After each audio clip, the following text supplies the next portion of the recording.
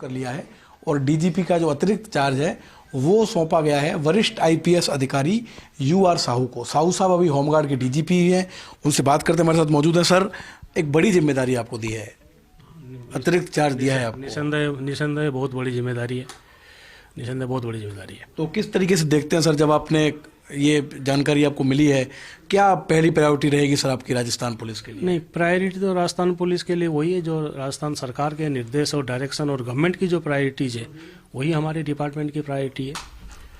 और बाकी जो डिपार्टमेंट का काम एज सच नियम और कानून में पहले से निर्धारित है वो हमारे पास है, बट प्रायोरिटी वही होगी जो सरकार की प्रायोरिटीज़ है। चुनौती कुछ देखते हैं सर, इतना लंबा अनुभव रहा है सर आपका, जिस तरीके से क्राइम का ट्रेंड बदल रहा है, नए नए तरीके आ रहे हैं सर, चुनौती क्या रहेगी सबसे? चुनौती अभी तो फिलहाल जो चुनौती है, चुनौती तो जैसे आप खुद ही देख रहे होंगे, एक जो गैंगस्टर एक्टिविटीज़ जो बढ़ रही है, जिसके चक्कर में एक्सटॉर्शन की बातें होती है।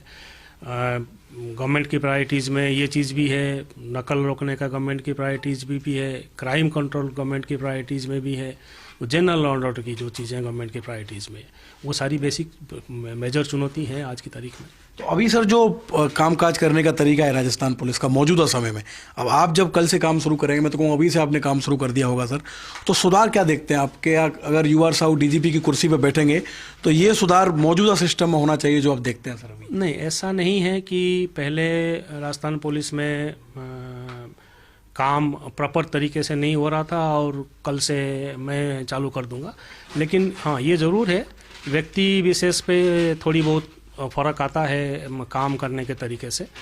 प्रयास हर आदमी अपने अपने हिसाब से जितना कर सकता है सभी प्रयास करते हैं। हमारी भी कोशिश यही रहेगी, पूरी टीम को साथ लेके जितनी बेहतर तरीके से रिजल्ट दे सकते हैं, आम जनता को राहत पहुंचा सकते हैं, वो हम प्रयास करेंगे। राजस्थान में नई सरकार बनी है साहू साहब, और नई सरकार की जो प्राथमिकता है, जैसा उन्होंने कैंपेन में कहा कि एक तो गैंगस्टर राज खत्म करना है, पेपर लीक रोकना है, आपने शुरुआत में भी कहा। पेपर लीक के लिए कोई खास आइडिया है सर आपके पास? पेपर लीक को कैसे रोकेंगे, क्योंकि बहुत बड़ा मसला है राजस्थान? नहीं, अभी फिलहाल अगर मुझे पूछा जाए तो इन चीज़ों के बारे में अगर कोई नीटी ग्रिटी का आइडिया हो तो मेरे पास अभी है नहीं।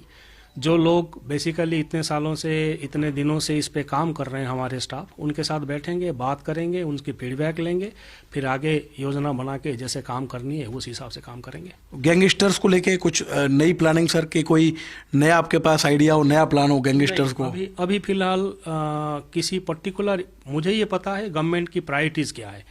अब उन प्रायोरिटीज़ पे उसको आगे कैसे करना है वो टीम के लोगों के साथ बैठ के, जो बेसिकली काम कर रहे हैं, जिनको आइडिया है, डिटेल्स पता है, मालूम करने के बाद फिर आगे जिस हिसाब से कार्रवाई करनी होगी उस हिसाब से करेंगे। और पुलिस को फ्रेंडली बनाने के लिए सर, क्योंकि अभी भी ये बात आती है कि आम आदमी बहुत आसानी से पुलिस थानों तक नहीं पहुंच पाता सर, भले ही एफआईआर अनिवार्य हो गई हो, लेकिन अभी भी लोग डरते हैं, तो इसको लेके कुछ सर चलेगा? नहीं, उसकी बिल्कुल कोशिश रहेगी। पहले भी जो मेरे प्रीवियस डीजीज रहे हैं सभी ने भी वही कोशिश किया है, क्योंकि गवर्नमेंट की प्रायोरिटीज़ में ये हर बार रहा है कि पुलिस पीपल फ्रेंडली होनी चाहिए, तो उस पर भी जो प्रयास करना होगा मुझे, वो भी प्रयास करेंगे। सहयोग की उम्मीद करते हैं, जितने भी लोग हैं, खासकर एडीजी, सबका सहयोग मिलेगा सर आपको? कोशिश मेरी हमारी वही रहेगी कि सबको साथ लेके, मैं जहाँ भी रहा हूँ, पहले काम किया हूँ, टीम को साथ लेके ही काम करने की प्रयास करता हूँ। उम्मीद यही है कि लोगों की सहयोग मिलेगा। एक आखिरी सवाल और साहू साहब, बाकी लोग भी आपसे बातचीत करेंगे।